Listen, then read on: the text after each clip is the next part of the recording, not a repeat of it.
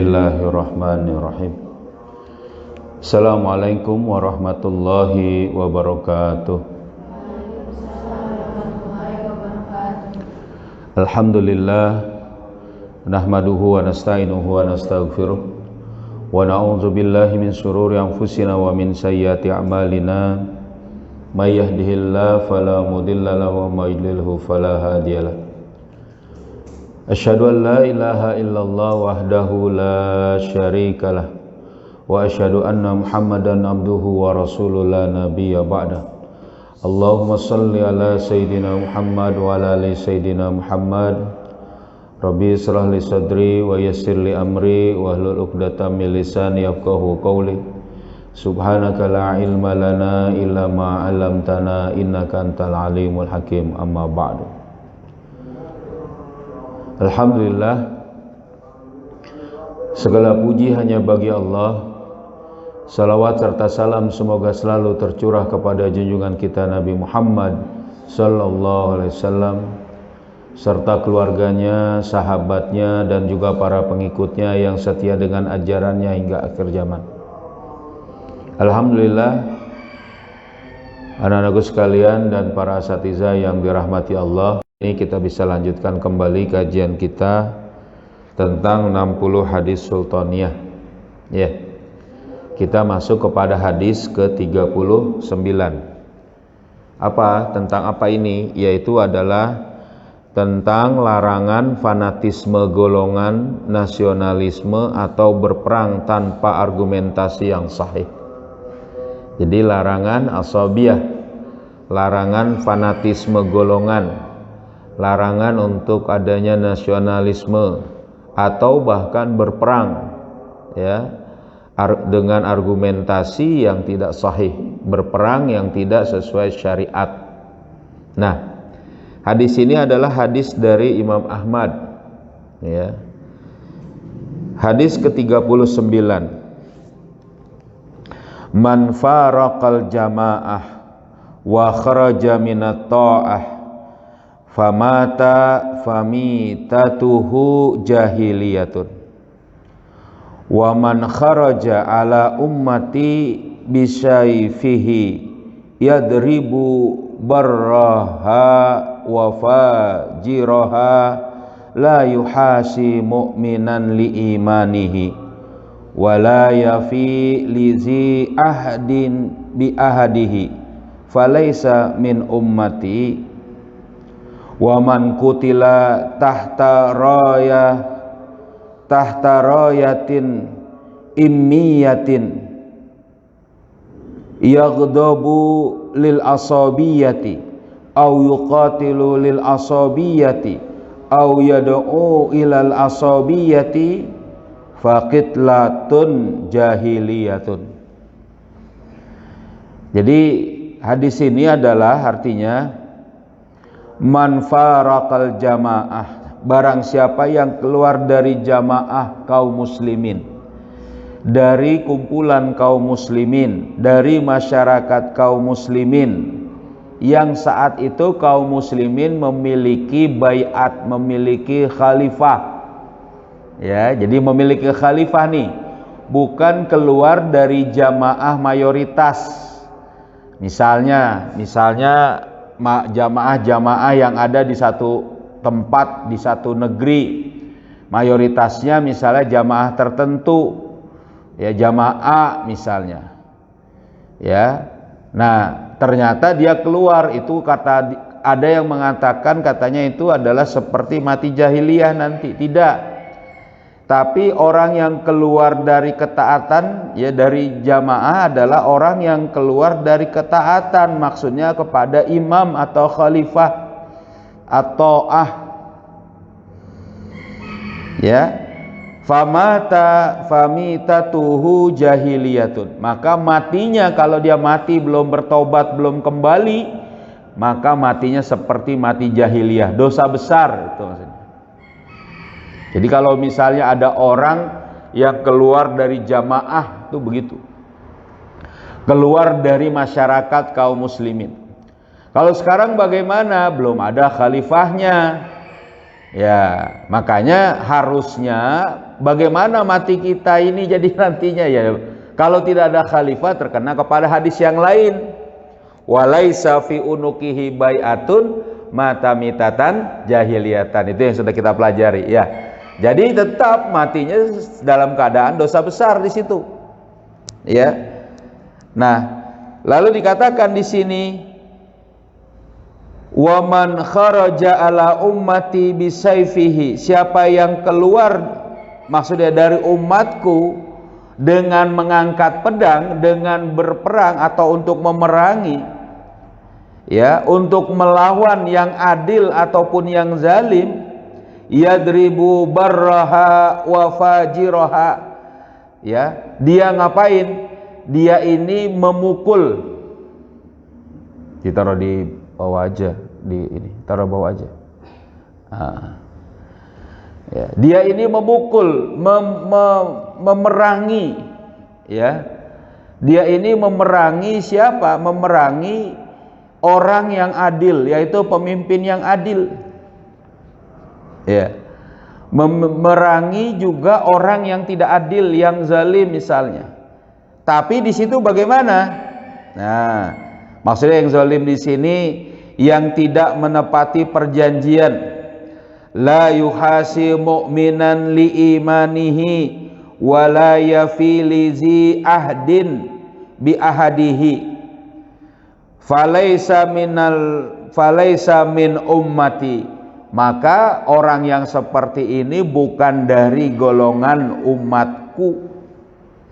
Artinya gimana dia ini keluar yang kemudian memerangi bukan dalam kondisi yang dibolehkan oleh syariat, bukan diperintahkan oleh khalifah, bukan diperintahkan oleh imam, maka pada saat ini ya, pada saat orang seperti ini tidak dianggap sebagai umat Nabi Muhammad. Begitu juga waman kutila tahta rayatin. Kenapa orang ini begitu? Biasanya ini begini. Nah, biasanya pada penjelasannya ini, waman kutila tahta rayatin, dan siapa saja yang dia itu, ya kan? Nah, bagaimana? Terbunuh. Jadi kalau tadi yang membunuhnya, lalu biasanya ada yang terbunuh. Terbunuhnya itu di bawah bendera apa? Jahiliyah. Ya, kejahilian. Tahta rayatin imiyatin. Ya. Di bawah bendera kejahiliahan. Yang bagaimana bendera jahiliyah ini? Yang ya tentu yang tidak Islam. Karena makna jahiliyah itu ya bukan Islam. Ya kan? Dalam satu ayat Allah mengingatkan kita, a'udzubillahi minasyaitonirrajim, ya kan? Apa? Afa hukmal jahiliyah? Apakah hukum jahiliyah? Afa hukmal jahiliyati yabghun? Wa man ahsanu hukman qaumi yuqinun. Ya. Siapa yang paling baik hukumnya? Ya. Dari hukum Allah maksudnya di situ bagi orang yang yakin. Apa hukum jahiliyah? Jahiliyah di situ dibandingkan dengan apa? Ketentuan hukum dari Allah Subhanahu wa taala. Maka pada saat itu gimana? Jahiliyah itu artinya yang tidak sesuai dengan Islam. Nah, lalu terus dikatakan di sini orang terbunuh di bawah bendera jahiliyah, berarti terbunuh di bawah bendera yang bukan Islam, kedaerahan. Nah, bisa jadi kegolongan. Apa kegolongan maksudnya? Karena golongan, membela klan, membela keluarga yang itu misalnya tidak sesuai syariat. Gimana ini? Maka semua itu masuk dalam kategori yang tidak sesuai Islam. Sama seperti jahiliyah. Ya. Lalu kemudian yaghdabu lil asabiyah, yang dia ini marah, ya kan? Atau menyerukan kepada asabiyah. Au yuqatilu lil asabiyah, berperang untuk asabiyah. Au yad'u ilal asabiyah, menyeru kepada asabiyah. Iya kan? Iya kan? Faqitlatun jahiliyatun, maka terbunuhnya dia, maka matinya dia adalah mati jahiliyah. Ya, ini hadis riwayat Imam Ahmad nomor 7716. Anak sekalian dan para satizah yang dirahmati Allah, Syekhul Islam Ibnu Taimiyah ini terkenal sekali menjelaskan, memberikan penjelasan tentang riwayat hadis ini. Jadi dikatakan di sini apa? Bahwa Rasulullah SAW maksudnya di sini menjelaskan tentang pemberontak yang melepaskan ketaatannya terhadap penguasa dan jamaah kaum muslimin, dan menjelaskan bahwa bila salah seorang di antara mereka mati, maka ia mati dalam keadaan jahiliyah. Disebut sebagai mati jahiliyah karena orang-orang jahiliyah tidak terbiasa mengangkat pemimpin bagi kabilah-kabilah mereka. Akan tetapi sebaliknya, masing-masing kelompok justru saling berperang di antara mereka. Kemudian beliau SAW menjelaskan bahwa orang-orang yang berperang karena fanatisme golongan sama saja keadaannya dengan mereka yang berperang karena semangat kesukuan, sebagaimana kabilah Qais dan Yamani.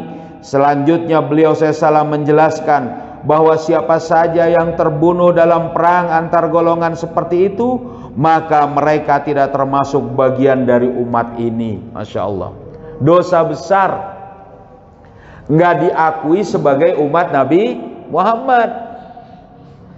Yang jahiliyah itu gimana maksudnya? Yang menyeru kepada selain Islam, menyeru kepada golongan, menyeru kepada kelompok, menyeru kepada suku, menyeru kepada apa? Batasan yang tidak jelas. Ya, padahal dalam hadis sebelumnya sudah dijelaskan, ada ayat Al-Quran yang menjelaskan tentang apa? Innamal mu'minuna ikhwatun, sesama mukmin itu bersaudara. Lalu dibatasi dengan negara-negara yang negara-negara tadi bagaimana? Saling berperang yang di situ sebenarnya orang Islam, atau tidak saling membantu yang sebenarnya dia orang Islam. Gimana ini? Asobiyah. Saudara kita misalnya ya di Palestina itu muslim, terus tidak kita bantu dia, gimana nih?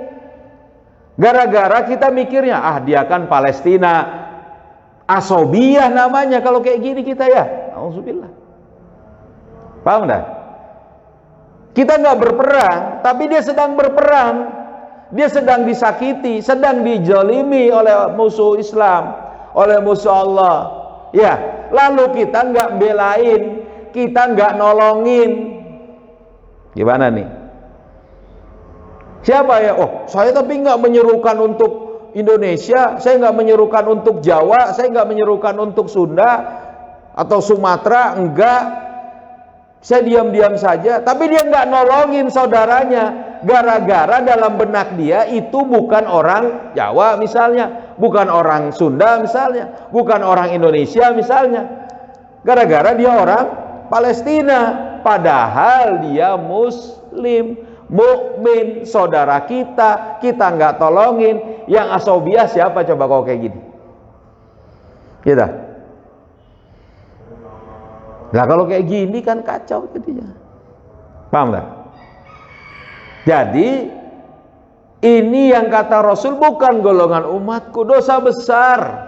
Kalau dalam boleh bilang, saya nggak berani bilang jangan-jangan matinya mati jahiliyah itu maksudnya apa? Mati tidak dalam keadaan Islam, ya itu Allah yang tahu. Tapi yang jelas mata mitatan jahiliyatan, atau tadi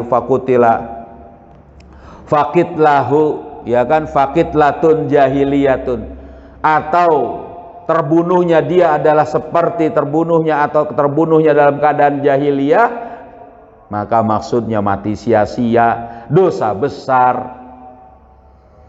Tapi dia nggak berperang menyerukan asobiyah, mati nggak taubat, masya Allah.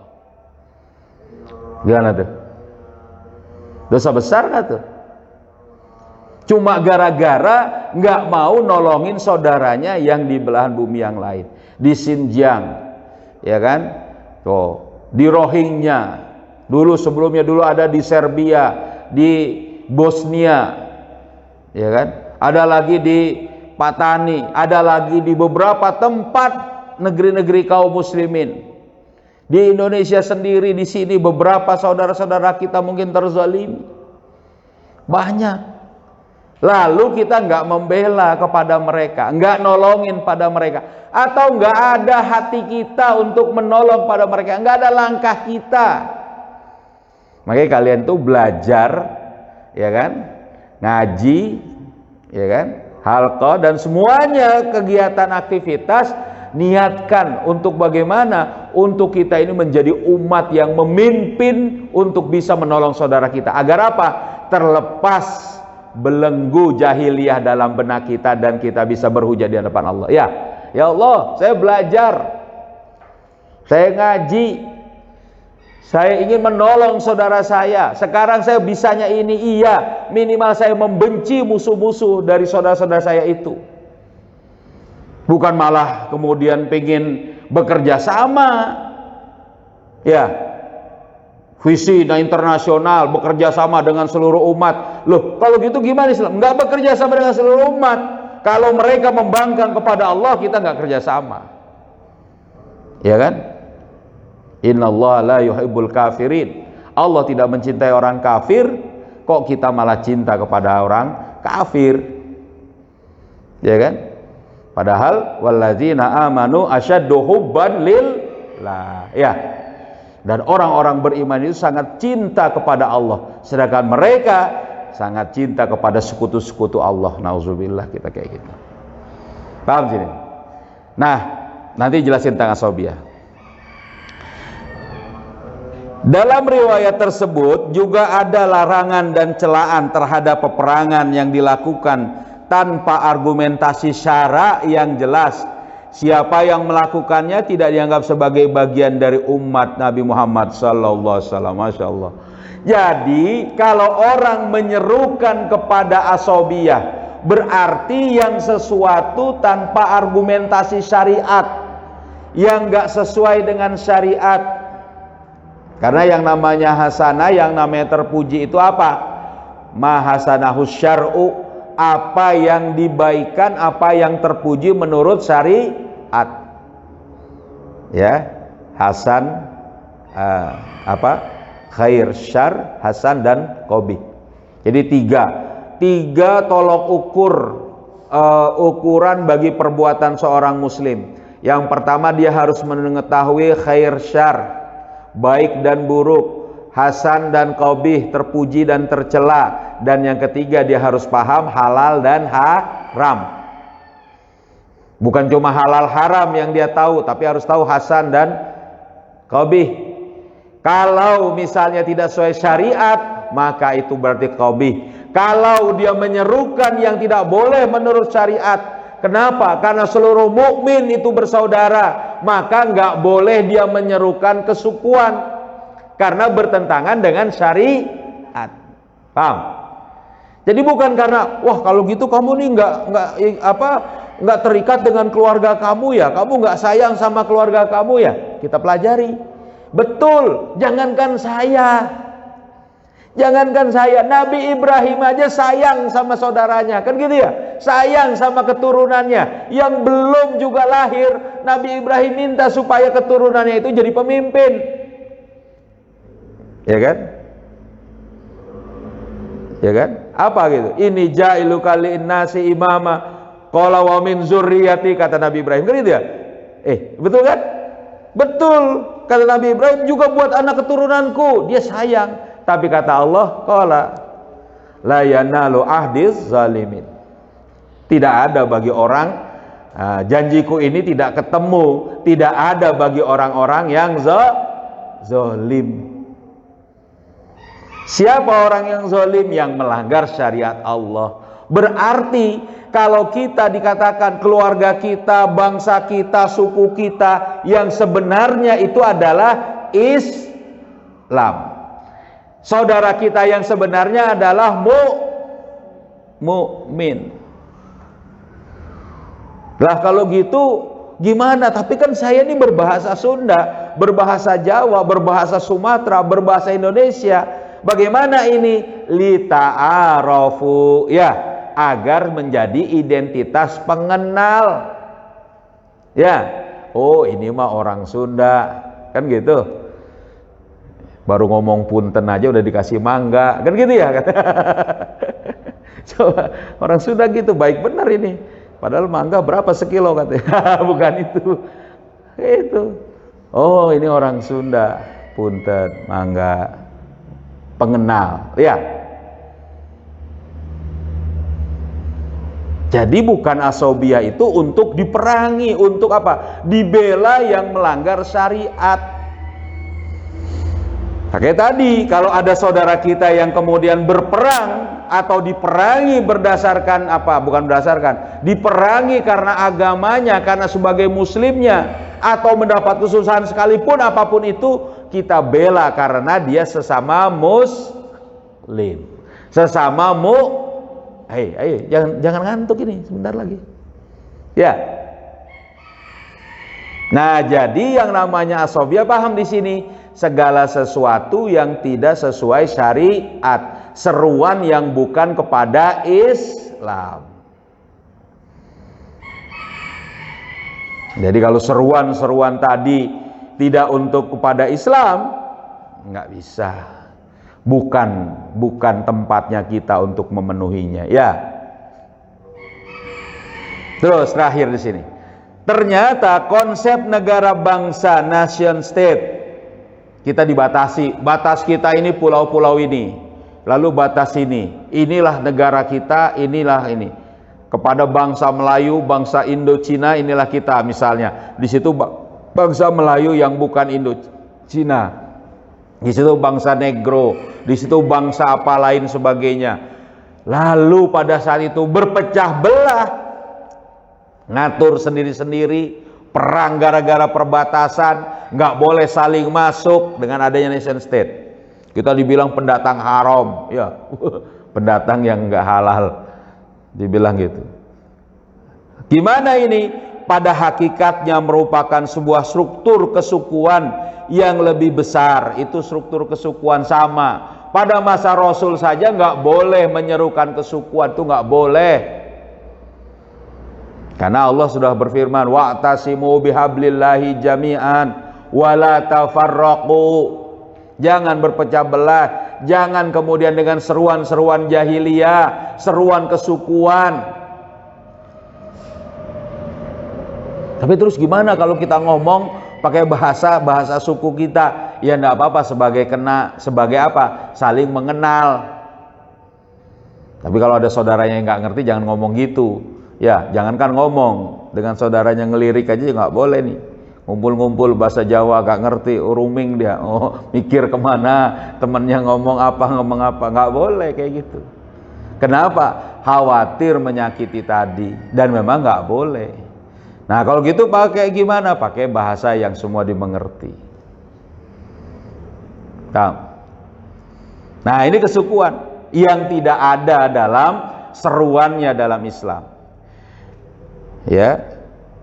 Sedangkan kebanggaan terhadap bangsa, bendera atau panji-panji berikut sebagai warisan leluhurnya dipandang sebagai bentuk fanatisme golongan asobiyah yang jahiliyah. Nah itu dia tadi, kebanggaan, bendera, bangsa, lambang, emblem apa saja semuanya, kebanggaan di situ. Lalu kemudian bagaimana? Yang itu tidak dalam konteks keislaman nggak boleh. Islam saja juga nggak boleh dengan lambang-lambang sebenarnya. Wong suruhnya taat kok, ya.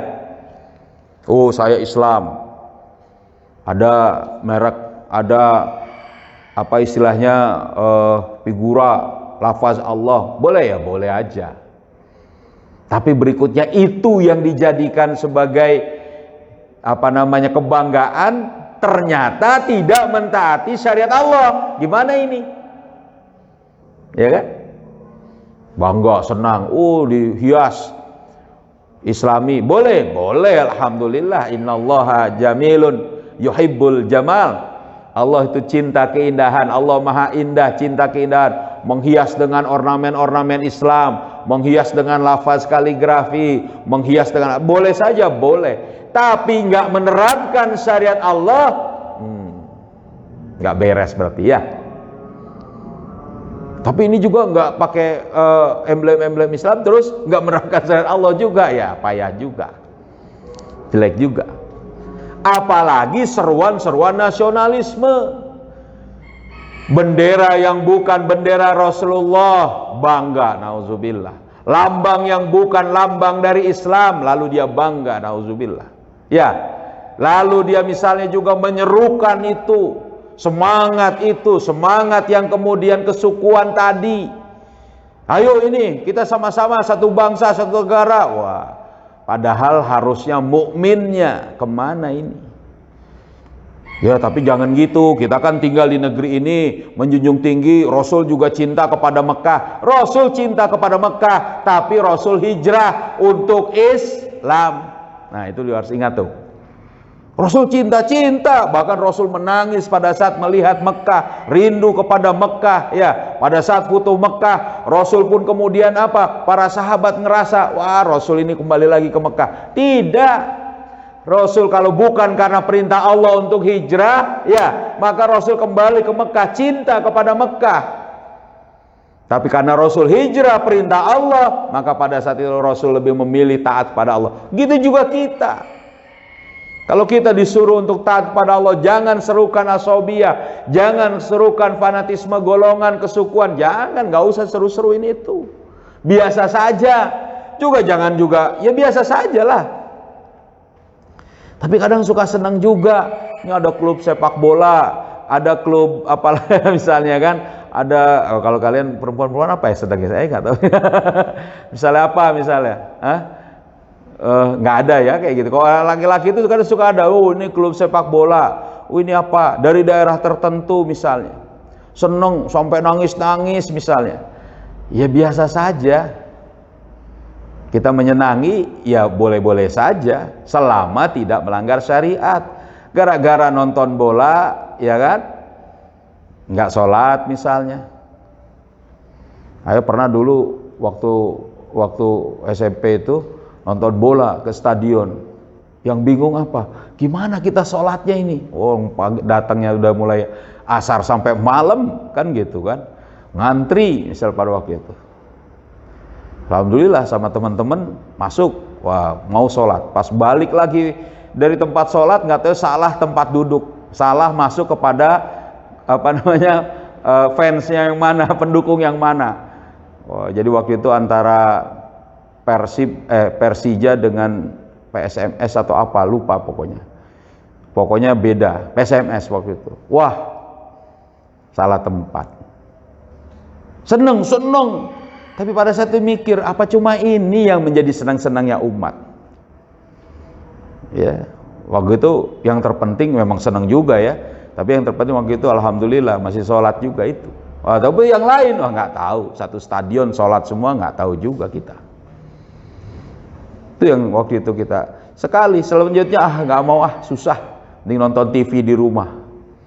Waktu itu senang-senang kita boleh, tapi dalam kadar yang tidak melanggar syariat, paham ya? Kalian nggak bisa, nggak nyambung ya dengan contoh sepak bola ya. Tapi ya nggak apa-apa. Nah, kita lanjutin di sini. Terakhir, oleh karena itu marahnya kita, peperangan dan kematian yang timbul karena semangat kebangsaan dan panji-panji asobiyah itu dianggap sebagai sesuatu yang sangat tercela, sebagaimana terungkap dalam hadis di atas. Apa itu? Matinya faqitlatun jahiliyatun, maka matinya, terbunuhnya dia seperti mati jahiliyah, tercela, dosa besar ya. Oleh karena itu hadis ini mengajarkan tentang haramnya, larangan fanatisme golongan, nasionalisme atau berperang tanpa argumentasi yang sahih, tanpa syariat, tanpa alasan syariat Islam, maka pada saat itu orang yang seperti tadi berperang, marah, benci kepada orang lain, membunuh gara-gara asobiyah, dia termasuk orang yang melakukan satu kenistaan dan kehinaan. Paham? Paham ya? Ada pertanyaan? Kina Satiza mau nambahin? Ada pertanyaan? Ngerti? Aulia ngerti? Iya. Cukup ya? Ya, kalau nggak ada cukup dan kita bisa pahami sedikit demi sedikit satu hadis. Insyaallah nanti kita lanjutkan lagi tentang kepemimpinan yang tidak sah. Waduh. Ya, ini memang hadis-hadis yang berkaitan dengan sultaniyah, kepemimpinan tentang. Yuk, mari kita tutup dengan membaca surat Al-Asr bersama-sama ya. Bismillahirrahmanirrahim. Wal asri innal insana lafi khusrin illalladzina amanu wa amilus solihati wa tawasau bil haqqi wa tawasau bis sabr. Subhanakallahumma bihamdika asyhadu an la ilaha illa anta astaghfiruka wa atubu ilaik. Assalamualaikum warahmatullahi wabarakatuh.